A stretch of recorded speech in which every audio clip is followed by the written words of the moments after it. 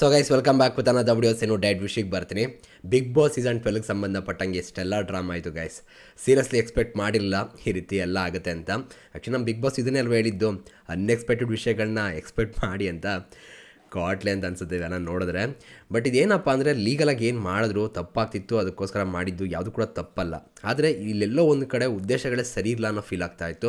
ಇದನ್ನು ಬೇರೆ ರೀತಿ ಕೂಡ ಹ್ಯಾಂಡಲ್ ಮಾಡ್ಬೋದಾಗಿತ್ತೇನೋ ಅಂತ ಅನ್ಸೋಕ್ಕೆ ಶುರುವಾಯಿತು. ಆ್ಯಂಡ್ ಜೊತೆಗೆ ನಿನ್ನೆ 2:30ಗೆ ಏನು ಹೈಕೋರ್ಟಲ್ಲಿ ಒಂದು ಇದಿದೆ ಅಂತ ಹೇಳಿದ್ರು, ಅದು ಕೂಡ ಕ್ಯಾನ್ಸಲ್ ಮಾಡಿಕೊಂಡ್ರು, ವಿತ್ಡ್ರಾ ಮಾಡಿಕೊಂಡ್ರು ಈ ಜಾಲಿವುಡ್ ಲಾಯರ್ಗಳೇ. ಕಾರಣ ಏನಪ್ಪ ಅಂದರೆ ಅವ್ರ ಕಡೆಯಿಂದ 10 ದಿನ ಟೈಮ್ ಕೊಟ್ಟಿದ್ದಾರೆ ಅಂತ. ಬಟ್ ಅಲ್ಲಿ ಲಾಯರ್ ಮಾತಾಡಿದ್ದು ನಾವು ನೋಡಿದಾಗ ಕೆಲವೊಂದು ವಿಷಯಗಳು ಕ್ಲಿಯರ್ ಆಗಿದೆ. ಏನಂದರೆ ಇವ್ರ ಕಡೆಯೂ ಕೂಡ ಒಂದು ರೆಸ್ಪಾನ್ಸ್ ಹೋಗಿದೆ. ಆ್ಯಂಡ್ ಜೊತೆಗೆ 1 ವರ್ಷ ಟೈಮ್ ಬೇಕಾಗುತ್ತೆ, ಅದು ಸಡನ್ನಾಗಿ ಆಗುವಂಥ ವಿಷಯಗಳಲ್ಲ. ಸೊ 1 ವರ್ಷ ನಾವು ಟೈಮ್ ಕೊಡಬೇಕಾಗುತ್ತೆ ಅವರು ಅಂತ ಕೂಡ ಹೇಳ್ತಾ ಇದ್ದಾರೆ. ಸೊ ಇಲ್ಲಿ ಏನು ಮಾಡ್ತಾರೆ, ಏನು ಕತೆ ನೋಡಬೇಕು. ಇಲ್ಲಿ ಯಾರು ಸರಿ ಯಾರು ತಪ್ಪು ಅಂತ ಕೋರ್ಟ್ಗೆ ಹೋಗಿದ್ರೆ ಕ್ಲಿಯರಾಗಿ ಗೊತ್ತಾಗ್ತಿತ್ತು. ಬಟ್ ಇವಾಗ ಏನಪ್ಪ ಅವರೇ ಟೈಮ್ ಕೊಟ್ಟಿರೋದ್ರಿಂದ ವಿತ್ಡ್ರಾ ಮಾಡ್ಕೊಂಡ್ರು.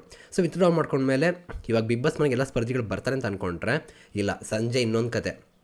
ನಮ್ಗೆ ಯಾರೋ ಮನವಿ ಪತ್ರ ಕಳಿಸಿಲ್ಲ, ನಮಗೆ ಮಾತಾಡಿಲ್ಲ, ಹಾಗೆ ಹೀಗೆ ನಾವು ನೋಡೋಣ ಹಾಗೆ ಹೀಗೆ ಅಂತೆಲ್ಲ ಕತೆ ಬಂತು. ಸೀರಿಯಸ್ಲಿ ಎಲ್ಲರೂ ಕೂಡ ಅಂದ್ಕೊಂಡಿದ್ದಂತೂ ಸಂಜೆ ಬರ್ತಾರೆ ಸ್ಪರ್ಧಿಗಳು ಅಂತ. ಸಂಜೆ ಉಲ್ಟಾ ಹೊಡೆಯೋಕ್ಕೆ ಸ್ಟಾರ್ಟ್ ಆಯಿತು. ಅದಾದಮೇಲೆ ರಾತ್ರಿ 11 ಗಂಟೆ 11:30 ಈ ಟೈಮಲ್ಲಿ ಎಲ್ಲ ಕೂಡ ನಿರ್ಧಾರ ಆಗಿದ್ದಂಥದ್ದು.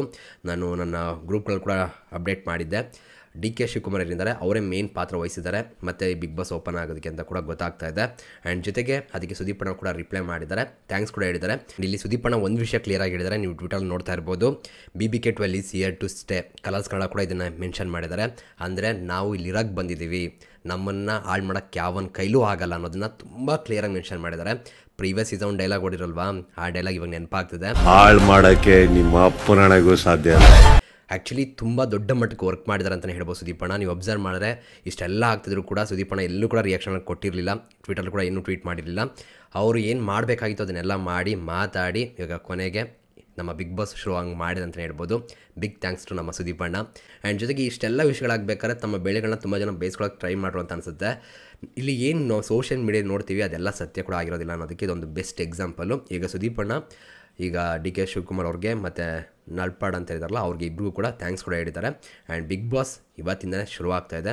ಇವಾಗ ಬಿಗ್ ಬಾಸ್ ಅವ್ರಿಗೂ ಕೂಡ ಅದನ್ನು ಕನ್ಫರ್ಮೇಷನ್ ಕೊಟ್ಟಿದ್ದಾರೆ, ಕೇಳಿಸ್ಕೊಡಿ.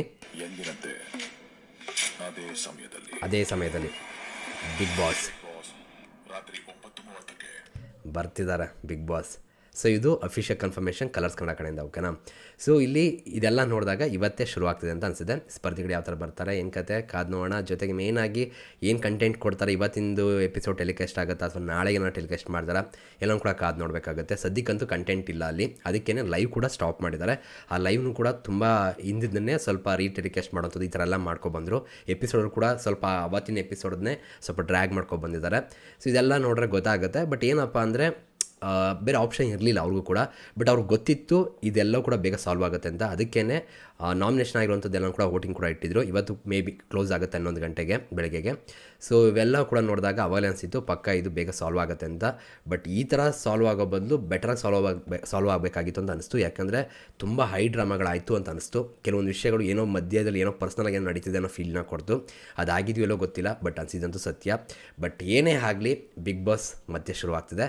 ಆ್ಯಂಡ್ ತುಂಬ ಜನ ಬಿಗ್ ಬಾಸ್ನ ಸ್ಟಾಪ್ ಮಾಡ್ತಿದ್ದಾರೆ, ಬಂದಾಗ್ತಿದೆ ಅಂದಾಗ ಖುಷಿಪಟ್ಟವರು ನೋಡ್ತಾ ಇದ್ದೆ ಕಮೆಂಟ್ ಸೆಕ್ಷನ್ಗಳಲ್ಲಿ, ಪೋಸ್ಟ್ಗಳಲ್ಲಿ. ಬಟ್ ಒಂದು ಅರ್ಥ ಮಾಡ್ಕೊಳ್ಳಿ, ಈ ಬಿಗ್ ಬಾಸ್ ಶೋ ಎಷ್ಟೋ ಜನಕ್ಕೆ ಇಷ್ಟ ಆಗ್ಬೋದು, ಕಷ್ಟ ಆಗ್ಬೋದು, ಅದು ಗೊತ್ತಿಲ್ಲ, ಓಕೆನಾ. ಅದು ಅವ್ರ ಪರ್ಸ್ನಲ್ ಲೈಫು. ಇಷ್ಟ ಆಗದೆ ಇರೋರಿಗೆ ಹೇಳೋದೇನೆಂದರೆ ಮೇ ಬಿ ನೀವು ಆಫ್ ಮಾಡಿಬಿಡ್ಬೋದು, ಆ ಕಂಟೆಂಟ್ ಬಂದರೆ ಇಗ್ನೋರ್ ಮಾಡ್ಬೋದು, ಓಕೆನಾ. ಬಟ್ ಯಾರು ಇಷ್ಟಪಡ್ತಾರೆ ಅವ್ರಿಗೆ ಎಂಟರ್ಟೈನ್ಮೆಂಟ್ ಸಿಗುತ್ತೆ. ಯಾರು ಅದಕ್ಕೋಸ್ಕರ ಕೆಲಸ ಮಾಡ್ತಾರೆ, ಈಗ ನನ್ನಂಥವ್ರು ಆಗ್ಬೋದು, ನಾನು ವೀಡಿಯೋ ಮಾಡ್ತೀನಿ, ನಂಗೆ ಅರ್ನಿಂಗ್ಸ್ ಬರುತ್ತೆ. ಅದೇ ರೀತಿ ಆ ಮನೆಯಲ್ಲಿ 700 ಜನ 800 ಜನ ವರ್ಕ್ ಮಾಡ್ತಿದ್ದಾರೆ. ಅವರೆಲ್ಲರಿಗೂ ಕೂಡ ಒಂದೊತ್ತು ಊಟ ಸಿಗ್ತಾ ಇದೆ. ಸೊ ಇದ್ರ ಬಗ್ಗೆ ಒಂದು ಸಲ ಯೋಚನೆ ಮಾಡಿ ಗೈಸ್. ಯಾವುದು ಸುಮ್ಮನೆ ಏನೋ ಆಗ್ತಾಯಿರಲ್ಲ, ಎಲ್ಲದಕ್ಕೂ ಕೂಡ ಒಂದು ಅರ್ಥ ಇರುತ್ತೆ. ಮತ್ತು ಯಾರೋ ಒಬ್ಬರು ಜೀವನ ಕಟ್ಕೋತಿರ್ತಾರೆ. ಸೊ ಆ ಜೀವನ ಕಟ್ಕೊಳಕ್ಕೆ ಬಿಡಿ ಅಷ್ಟೇ, ಓಕೆನಾ. ಆ್ಯಂಡ್ ಇವಾಗ ಬಿಗ್ ಬಾಸ್ ಮನೆಗೆ ಬಂದಿರುವಂಥ ಸ್ಪರ್ಧಿಗಳು ಎಷ್ಟೋ ಕನಸುಗಳು ಕಟ್ಕೊಂಡು ಬಂದಿರ್ತಾರೆ. ಸೊ ಇದನ್ನು ಕೂಡ ನೀವು ಅರ್ಥ ಮಾಡ್ಕೊಳ್ಳಿ. ಆ್ಯಂಡ್ ಸುಮ್ಮನೆ ಏನೂ ಆಗಲ್ಲ.